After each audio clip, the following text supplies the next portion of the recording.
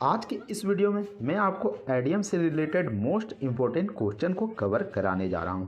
तो अक्सर एसएससी या फिर अदर कंपैरेटिव एग्ज़ाम या फिर अन्य कक्षाओं में एडीएम से रिलेटेड क्वेश्चन देखने को मिलता है। तो ये एक एक क्वेश्चन बेहद ही इम्पोर्टेंट रहने वाला है, जिसमें कि मैं आपको डिटेल के साथ बताऊँगा। तो चलिए वीडियो को शुरू करते हैं। तो पहला क्वेश्चन में देखते हैं कि call it a day means. तो कॉल इट ए डे का मतलब क्या होता है? तो इसका मतलब क्या होता है? तो इसका मतलब होता है कि मान लीजिए कि आप किसी काम को दिन भर करते हैं और करने के बाद तो ऐसा समय तो आता होगा कि आप उस काम को छोड़ देते होंगे, यानी कि दिन भर काम करते हैं और फिर बाद में उस काम को करना छोड़ देते हैं।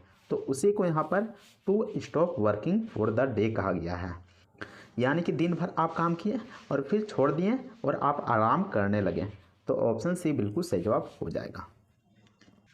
अगला क्वेश्चन में देखते हैं कि यहाँ पर लिखा गया है हिट द शेक मीन्स। तो हिट द शेक मीन्स का मतलब क्या होता है? हिट द शेक का मतलब क्या होता है? तो इसका मतलब होता है कि मान लीजिए कि आप आराम करने के लिए बिस्तर में चले जाते हैं, तो उसी को यहाँ पर हिट द शेक कहा गया है। तो option D to go to the bed, to go to bed, यानी कि आप बिस्तर पर चले गए या फिर सोने चले गए, तो उसी को हिट द शेक कहा गया है। अगला क्वेश्चन में देखते हैं कि cost an arm and a leg. तो यहाँ पर देख सकते हैं, एक ट्रिक बता देता हूँ। तो इसका मतलब हो गया कि मान लीजिए कि आपका पास दो हाथ और दो पैर नहीं है, आपके पास मात्र एक हाथ और एक पैर है, तो आप किसी को दीजिएगा? आप नहीं दीजिएगा, क्योंकि आपके पास मात्र एक ही हाथ है और एक ही पैर है, जो आपके लिए बहुत ही ज़्यादा यहाँ पर एक्सपेंसिव है, यानी कि बहुत ही ज़्यादा यहाँ पर महंगा है। तो उसी को यहाँ पर कहा गया है टू बी वेरी एक्सपेंसिव, यानी कि बहुत ही ज़्यादा महंगा होना। ऑप्शन सी बिल्कुल सही जवाब हो जाएगा। नेक्स्ट क्वेश्चन में देखते हैं कि अंडर द वेदर। तो अंडर द वेदर का मतलब क्या होता है? तो इसका मतलब होता है फीलिंग सिक। और फीलिंग सिक का मतलब क्या होता है? तो इसका मतलब होता है कि आपका जो तबीयत है वह हल्का ख़राब रहता है, यानी कि आप हल्का बीमार रहते हैं और अपने आप को अस्वस्थ महसूस करते हैं, तो उसी को यहाँ पर फीलिंग सिक कहा गया है, यानी कि अंडर द वेदर। अगला क्वेश्चन में देखते हैं कि बीट अराउंड द बुश। तो बीट अराउंड द बुश का मतलब क्या होता है? तो इसका मतलब क्या होता है? तो मान लीजिए कि आप बहुत सारे लोगों को डायरेक्ट कुछ चीज़ नहीं कह सकते हैं, डायरेक्ट उन चीज़ों को नहीं कहते हैं जिससे कि लोग यहाँ पर बुरा मान जाता है, इसलिए आप डायरेक्ट कुछ बातों को कुछ लोगों को नहीं कह सकते हैं। तो ऐसे में यहाँ पर देख सकते हैं option D to avoid talking directly about something. इसका मतलब हो गया कि किसी को डायरेक्ट कोई भी चीज़ कहने से बचना, यानी कि पहले आप उसको बिना मतलब की बातें को बताते हैं, फिर उसको बताते हैं कि मैटर यह हो गया। तो उसी को यहाँ पर कहा गया है बीट अराउंड द बुश, यानी कि डायरेक्ट किसी भी बात को कहने से बचना। Option D. नेक्स्ट क्वेश्चन में देखते हैं कि थ्रो इन द टॉवल, यानी कि जो टॉवल है उसको फेंकना। तो क्या हो गया टॉवल को फेंकने का मतलब? तो यहाँ पर हो गया यानी कि हार मान लेना, यानी कि आप यहाँ पर हार मान चुके हैं। तो to admit defeat, option A बिल्कुल सही जवाब हो जाएगा। नेक्स्ट क्वेश्चन में देखते हैं स्पिल द बीन्स। तो स्पिल द बीन्स का मतलब क्या होता है? तो स्पिल द बीन्स का मतलब होता है कि मान लीजिए कि आप किसी चीज़ को गुप्त रखे हैं, लेकिन अचानक से वह बात यहाँ पर सार्वजनिक हो जाती है, तो उसी को स्पिल द बीन्स कहा जाता है। तो इसका आइडियम हो जाएगा टू रिवील ए सीक्रेट, यानी कि जो चीज़ को आप गुप्त रखे थे वह सार्वजनिक हो चुका है। तो ऑप्शन बी बिल्कुल सही जवाब हो जाएगा।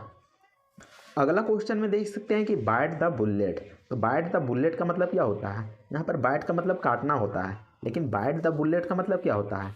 तो इसका मतलब होता है to endure a painful experience, यानी कि एक ऐसा दर्दनाक स्थिति जिसका यहाँ पर साहसपूर्वक सामना करना या फिर धैर्य से सामना करना, उसी को यहाँ पर बाइट द बुलेट कहा गया है।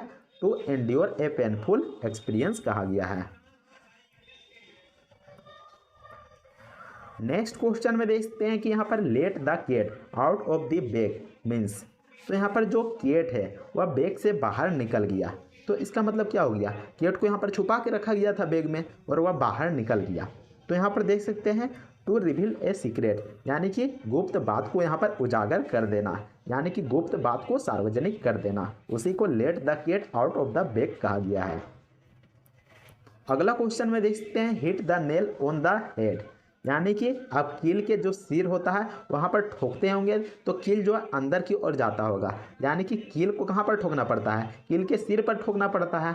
तो उसी को यहाँ पर कहा गया है, देख सकते हैं ऑप्शन बी में, to say something exactly right, यानी कि जो बात आप कह रहे हैं वह बिल्कुल सही है, या फिर कोई यहाँ पर मुसीबत में फंस जाता है, यहाँ पर समस्या में फंस जाता है, उसका यहाँ पर सटीक समाधान निकालना इसका मतलब होता है। नेक्स्ट क्वेश्चन में देखते हैं barking up the wrong tree, यानी कि गलत पेड़ पर भौंकना।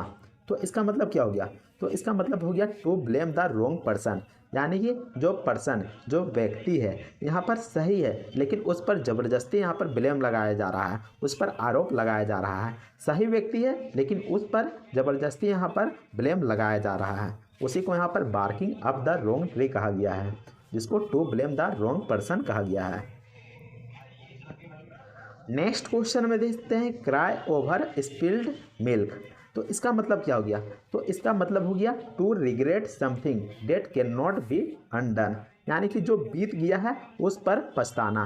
मान लीजिए कि अतीत में कोई चीज़ हुआ है या फिर जो बीत गया है उस पर उसको लेकर आप पछता रहे हैं। मान लीजिए कि आपको पढ़ना था, आप पढ़े नहीं और अभी पछता रहे हैं, तो उसी को हम कह सकते हैं क्राई ओवर स्पिल्ड मिल्क।